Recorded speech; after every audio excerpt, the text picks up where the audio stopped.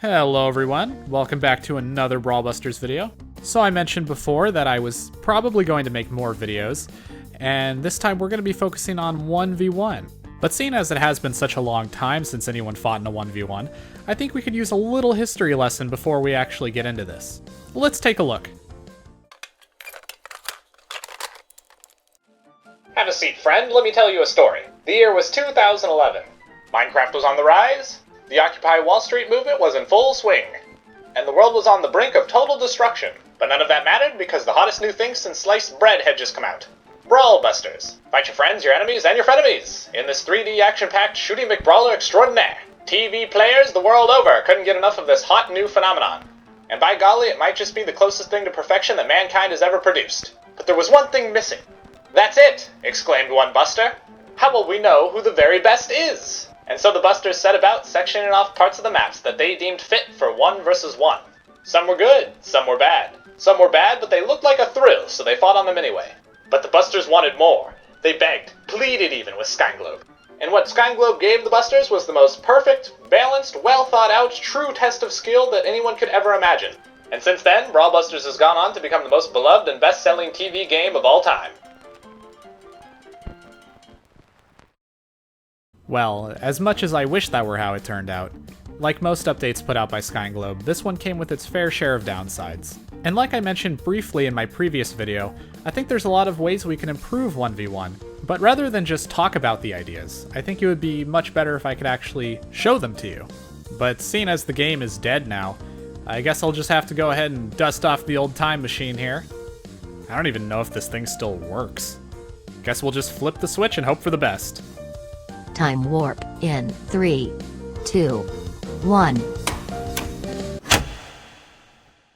Let's go again!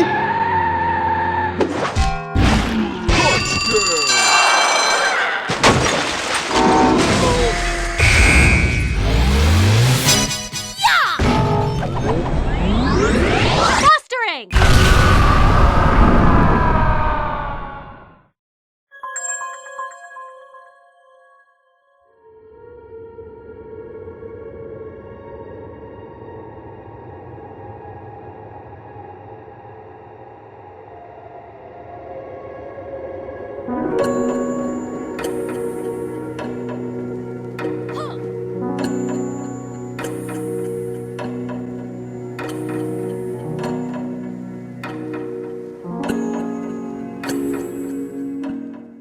Well, here we are. And seeing as it's been such a long time, I think it couldn't hurt to take a quick tour of Midnight Arena. I'll talk about the key features of this map first, and then we'll look at how they can be changed. So to start off, we have 2 bombs here. These will respawn pretty quickly after they're destroyed. Back when the game was around, people would usually just blow these up before they started a 1v1. But they respawn so quickly that they usually came into play even if people didn't want them to. Next, we have the cliff, with 2 pathways leading up to it. So this cliff is a firefighter's best friend, for sure. It's really helpful for making a blitzer's life hell, since when you're up here, their approach options are significantly limited, as opposed to if you're on flat ground. Then, down here, we can take a look at the airlifts. There's one on each side of the cliff. They're not random, they're actually on a timer, and they alternate.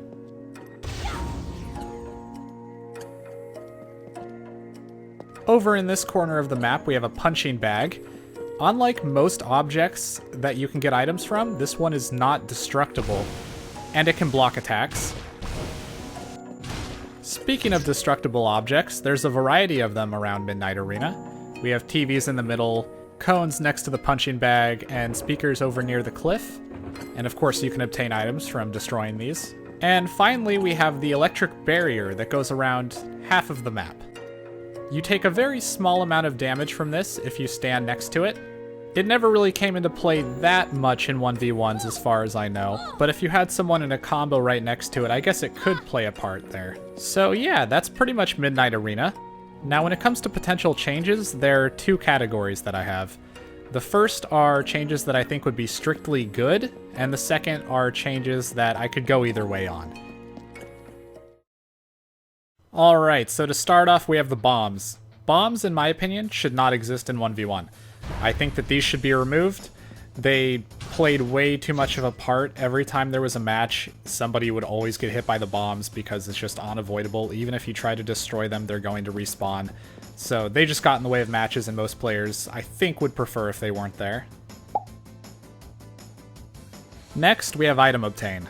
This is another one that I think should be removed from 1v1. This is a purely random element. You have no control over what items you get, and it seems like it doesn't really belong in 1v1. Now, in my previous video, I had mentioned that we could probably just remove all the objects and then Item Obtain wouldn't be an issue. It turns out I can actually just disable Item Obtain altogether. And this is actually per mode, so this only disables Item Obtain for 1v1 on Midnight Arena. Meaning, if we wanted to, we could keep all the objects that are on the map. And in my opinion, I think we should. In my opinion, having these objects around the map creates more varied terrain, which I think is interesting for 1v1s. And I know I said before that this varied terrain can benefit certain classes, but there's a reason why I think that's okay that I'll get into in a little bit. Also, the punching bag, I didn't mention before, but I actually think this is also a pretty neat aspect of Midnight Arena, because you can actually make some really cool plays by maneuvering around it in a way that makes it difficult for your opponent to hit you. Oh, you're fucked, Smoke, he will heal. You're fucked. Alright, the cliff.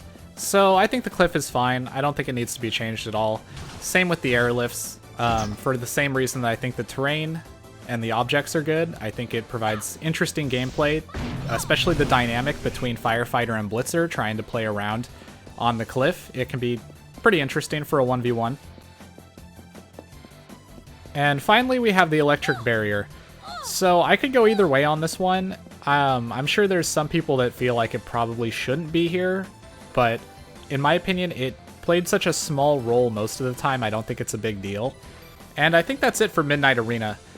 And in my previous video, I mentioned that Boss Arena with some modifications would make for a good 1v1 map. So why don't we go take a quick look at Triple Adventure and we'll see what we can do with that one.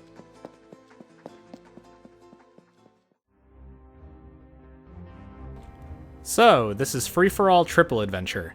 I came here in Free-for-All because that's the mode that people use to do 1v1s. As you can see, there's bombs everywhere, there's objects that you can obtain items from, there are also flaming barrels, there's some fire hydrants that will send you upward if you hit one of them, and there are paths that will pull you in, which can be really annoying because sometimes, unintentionally, the fight just ends up getting near one of those paths, and then there's not really much you can do. So, how would I improve Triple Adventure? Well, let's go ahead and take a look. I use Boss Battle as a base, and I remove some of the objects in Boss Battle to make it more fit for 1v1. So immediately you will notice there's a lot different from Triple Adventure's free-for-all. There's no bombs, there's no flame barrels, the paths are blocked off just like in Boss Battle, there's no fire hydrants, and there's no kiosk. Even this part of the map that has the wave, where you can normally jump up on it in free-for-all, you actually can't in this version. The last thing of note is that the Dino Head is still here, and just like in Midnight Arena, we can just disable Item Obtain, so it's not an issue. And before I mentioned that I thought it was okay if Midnight Arena was maybe more favorable to ranged classes, and this is why. If we have more 1v1 maps available, then maybe for 1v1 tournaments we could even have map counterpicks. Kind of similar to how Super Smash Bros. Tournaments have different maps that favor different characters, and players can counterpick to different stages depending on if they win or lose. That could be an interesting thing to implement for this game as well. And even outside of tournaments, I think it's still good to have more map variety for 1v1, both because playing on the same map over and over can get stale, and also for the reason I just mentioned, some maps will favor some classes more than others. And I'd imagine that this potentially new map would probably swing in the favor of Blitzer and Boxer, since they have more ways to approach, and there's no terrain for sluggers or firefighters to hide on. And for now, I think that's it for 1v1. I would definitely be interested in hearing from all you guys if you have more ideas for other 1v1 maps we could use. And hopefully we'll be able to have a lot more awesome 1v1 matches very soon.